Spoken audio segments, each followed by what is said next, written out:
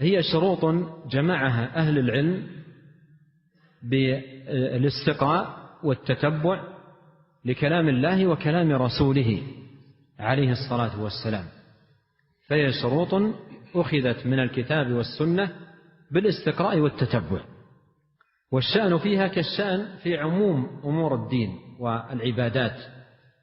الآن عندما تأتي للصلاة في كتب الأحكام يقولون الصلاة لا تقبل إلا بشروط عددها كذا، الحج له شروط عدده كذا، الصيام له شروط عددها كذا. من أين جاءوا بها؟ استقراء. ولهذا إذا ذكر الشرط يتبعه بماذا؟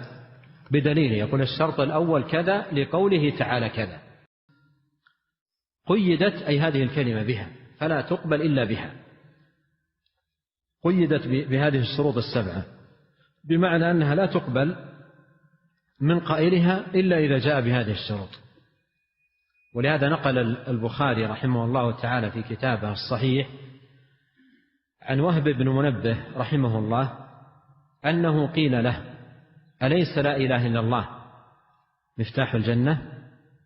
قال: بلى، ولكن ما من مفتاح إلا وله أسنان، ما من مفتاح إلا وله أسنان، فإن جئت بمفتاح له أسنان فتح لك، وإلا لم يفتح، مشيرا بهذا إلى أن لا إله إلا الله التي هي مفتاح الجنة لا يكون هذا الفتح للجنة بهذا المفتاح إلا إذا جاء بالشروط. وقيل للحسن البصري رحمه الله: أليس من قال لا إله إلا الله دخل الجنة؟ قال: بلى، من أدى حقها وفرضها.